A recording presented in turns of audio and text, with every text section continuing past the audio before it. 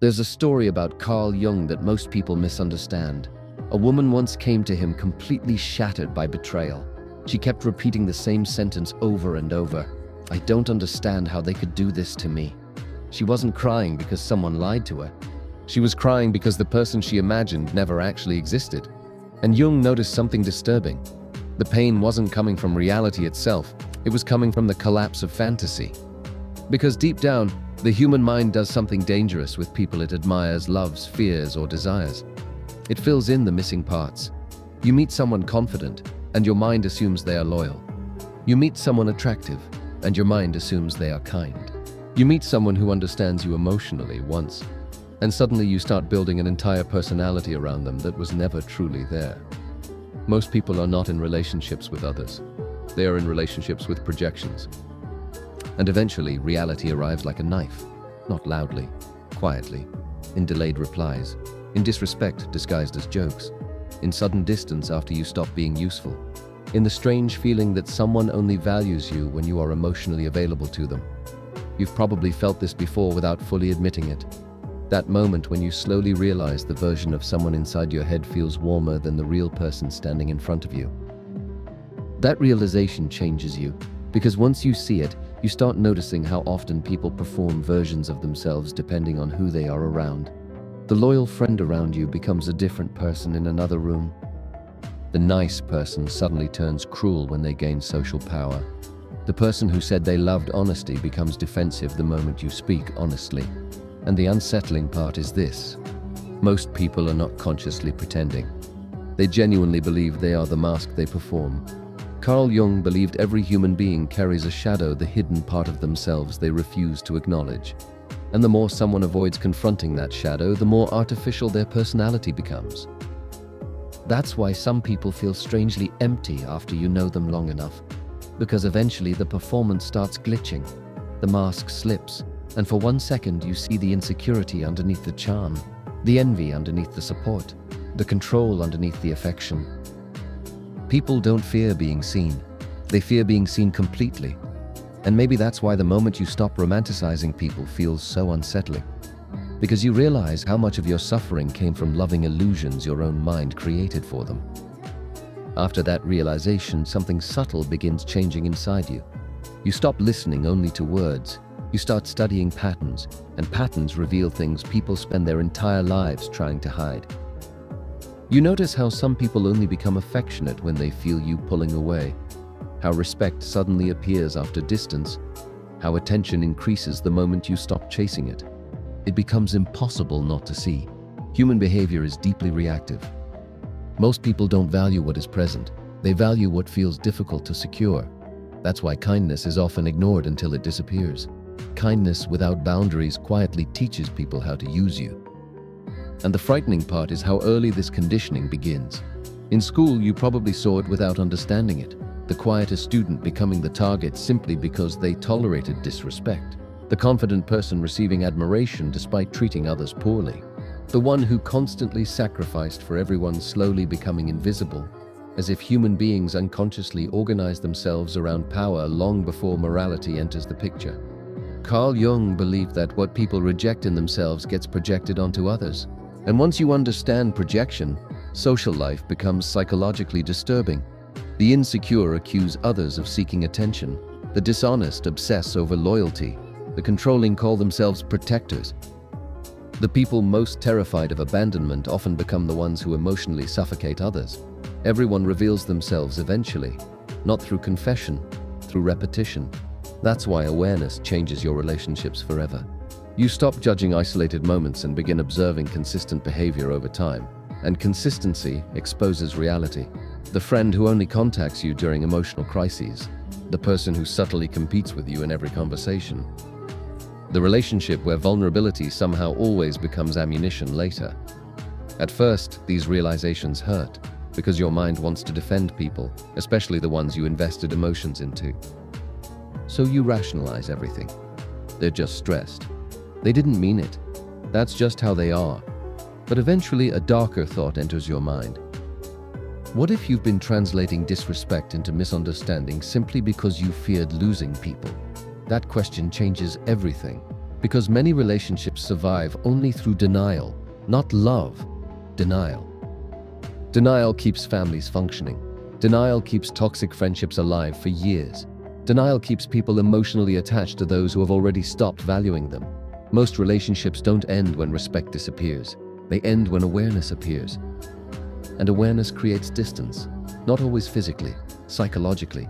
You begin feeling detached in conversations that once mattered deeply. Certain compliments start sounding transactional. Certain acts of affection begin feeling strategic rather than sincere.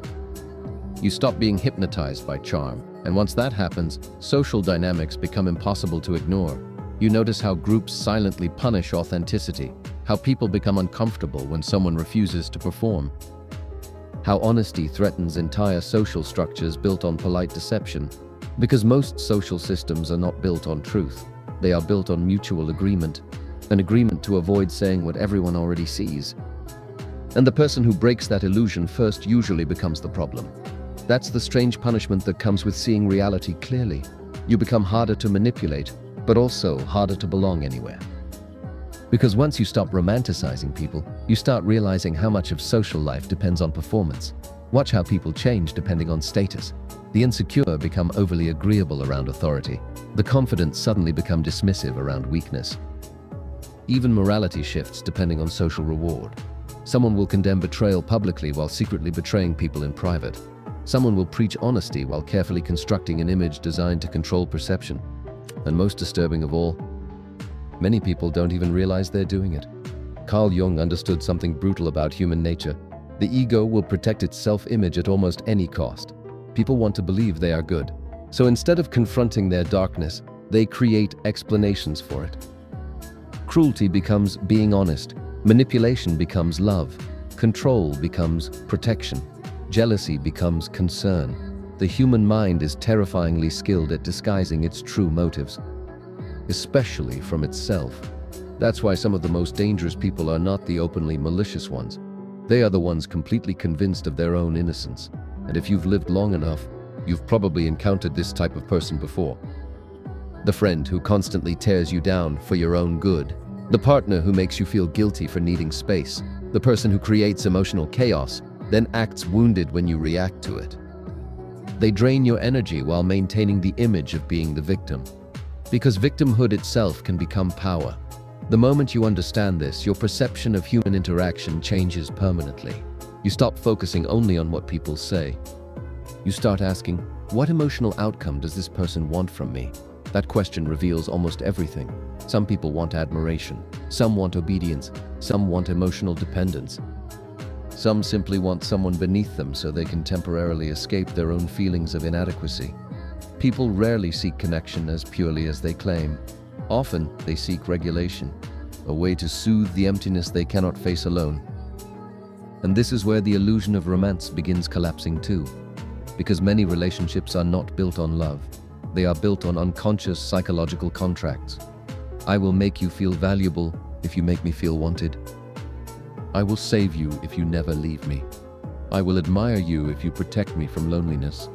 This is why people change so suddenly once the emotional transaction stops benefiting them. Not because they became different overnight, because the mask was attached to a condition, and conditions eventually reveal themselves. You can see this most clearly after success, failure, or transformation. Become successful, and hidden envy appears. Become vulnerable, and hidden disrespect surfaces. Set boundaries, and hidden entitlement reveals itself. Nothing exposes human nature faster than changing the role people assign to you. The quiet person becomes confident. The agreeable person starts saying no. The insecure person begins healing. Suddenly, the people who claim to love them start becoming uncomfortable. Why? Because some relationships were unconsciously built around your weakness. People don't always love who you are becoming. Sometimes they love who you used to be when you were easier to control. And that realization doesn't make you hate humanity. It simply removes the fantasy. Once the fantasy disappears, loneliness starts feeling different. Not heavier, sharper. You begin realizing that being surrounded by people and being understood are completely different experiences. Some of the loneliest people have active phones, crowded rooms, relationships, conversations every day. but nobody around them truly sees them beyond utility, identity, or expectation. And maybe you felt this before without knowing how to describe it. That strange exhaustion after socializing. The feeling that you were present physically but absent psychologically. Like you spent hours performing a version of yourself that kept everyone comfortable while the real you remained hidden underneath. Carl Jung believed that the greatest burden a child must bear is the unlived life of the parents. But the same pattern continues everywhere in adulthood too. Society rewards masks early. Be agreeable, be attractive, be successful, be useful, be emotionally digestible. Slowly, people stop asking themselves who they truly are and begin asking a more dangerous question. What version of me gets accepted fastest? And once a person builds their identity around acceptance, authenticity starts feeling threatening. That's why genuinely self-aware people often make others uncomfortable without trying. Their presence exposes performance. A person who no longer desperately seeks validation becomes difficult to control. A person comfortable with solitude becomes difficult to manipulate. A person who sees through emotional games stops feeding them, and people notice this immediately, even if nobody says it out loud. There's a reason some individuals lose friends after becoming more confident, disciplined, or emotionally independent. Growth changes social balance. The insecure friend suddenly feels inferior. The controlling partner loses influence. The attention seeker no longer receives constant reassurance. And beneath all of this sits a disturbing truth most people avoid confronting. Many relationships are held together less by love and more by unconscious mutual dependency. One person needs admiration, the other needs purpose. One needs emotional rescue, the other needs to feel needed. It functions until one person evolves. Then suddenly the relationship begins cracking in places nobody expected, because awareness destroys unconscious contracts. This is why healing can feel socially dangerous. When you stop tolerating disrespect, manipulative people call you selfish. When you stop over-explaining yourself, insecure people call you distant. When you stop chasing approval, some people lose interest entirely. Not because you became worse, because your role changed. And most human relationships are far more role-based than people want to admit. The funny friend, the strong one, the listener, the helper. The moment you stop performing your assigned role, people react as if you violated an invisible agreement, because in many cases, you did. The terrifying realization is that very few people actually want complete authenticity. Complete authenticity disrupts social comfort. Imagine if everyone openly admitted their jealousy, insecurity, need for validation, hidden resentment, fear of abandonment, desire for control. Most relationships would collapse under the weight of honesty. So society survives through partial truth, carefully managed masks, polite performances, mutual avoidance. And the person who begins seeing this clearly often goes through a strange psychological shift. They stop feeling shocked by human behavior because they finally understand it. And understanding human nature too deeply creates a dangerous temptation. Detachment, not peaceful detachment, cold detachment, the kind where you begin expecting manipulation before kindness, self-interest before loyalty, performance before sincerity. At first it feels intelligent, protective. You tell yourself you've finally woken up, that you see people for what they are now. But this is where many people misunderstand Jung completely, because seeing the darkness in others is only half the journey. The real horror begins when you recognize the same darkness inside yourself. That moment usually arrives quietly. You catch yourself enjoying someone's failure, feeling secretly validated when another person becomes insecure around you, withholding affection to regain control, performing confidence while hiding fear, pretending not to care because caring feels dangerous, and suddenly the image of yourself as different starts collapsing too. That's the shadow Jung warned about, not evil, hidden humanity. The parts of yourself you separated from your identity because they felt unacceptable. Jealousy, neediness, ego, manipulation, cruel fantasies, the desire to dominate, the desire to be worshipped, the desire to be chosen over others. Most people spend their entire lives pretending these impulses don't exist. But repression does not destroy darkness. It buries it alive, and buried things influence behavior from underneath. That's why the people who appear morally superior are sometimes the most psychologically dangerous. Their shadow becomes so denied that it leaks out unconsciously through passive aggression, emotional control, judgment, or hidden resentment. The human mind is strange. The more innocent someone desperately needs to appear, the more carefully you should observe them. Because true self-awareness usually creates humility, not perfection. A person who has confronted their shadow understands what they are capable of under the right conditions. They understand that morality is often far more fragile than society admits. Place enough fear, humiliation, power, loneliness, or desire into a human being, and behaviors change quickly. History has already proven this repeatedly. Civilized people become cruel faster than they imagine. Loyal people betray. Honest people lie. Kind people dehumanize others when social approval rewards it. Most individuals are not stable identities. They are adaptable psychological conditions. And once you realize this, your entire perception of good and evil becomes less simplistic. You stop dividing humanity into heroes and monsters. You begin seeing wounded egos, unconscious fears, hidden desires, survival instincts, unresolved shame. You begin seeing people as psychologically fragmented, including yourself. That realization is uncomfortable because it destroys moral fantasy. The fantasy that you would always do the right thing. The fantasy that love automatically makes people pure. The fantasy that awareness alone makes someone immune to darkness. It doesn't. Awareness simply gives you a choice. Most people are controlled by patterns they never examine, but the person who confronts their shadow begins noticing those patterns in real time. The urge to manipulate, the urge to seek validation, the urge to punish rejection, the urge to maintain control through silence, guilt, or withdrawal. And for the first time, they understand something terrifying. Human beings are far less rational than they pretend to be. Most behavior is emotional survival wearing intellectual clothing. After that realization, the world starts feeling quieter. Not calmer, just quieter. You stop expecting people to become who they promised they would be. You stop being surprised when admiration turns into envy, when loyalty bends under pressure, when affection disappears the moment convenience disappears. And strangely, this begins making you more observant than emotional. You notice how desperately people try to escape themselves. Some do it through relationships, some through status, some through constant noise, attention, substances, achievement, social media, endless conversations, endless stimulation. Anything to avoid sitting alone long enough to hear their own mind clearly. Because silence forces confrontation, and confrontation is terrifying, especially when a person has built their entire identity around external validation. Carl Jung once said, "Until you make the unconscious conscious, it will direct your life, and you will call it fate." Most people never realize how much of their personality is automated. They think they fell in love, but often they repeated childhood attachment patterns. They think they have bad luck with people, but unconsciously they keep choosing familiar emotional dynamics. They think everyone betrays them. Yet they ignore every warning sign because fantasy feels safer than reality. Human beings don't just seek happiness, they seek familiarity, even when familiarity hurts them.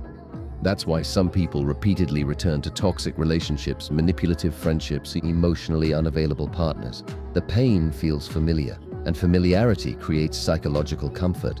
This is also why people resist change so violently. Change threatens identity. If someone has spent years being the victim, healing feels like losing themselves. If someone built their worth around being needed, boundaries feel terrifying.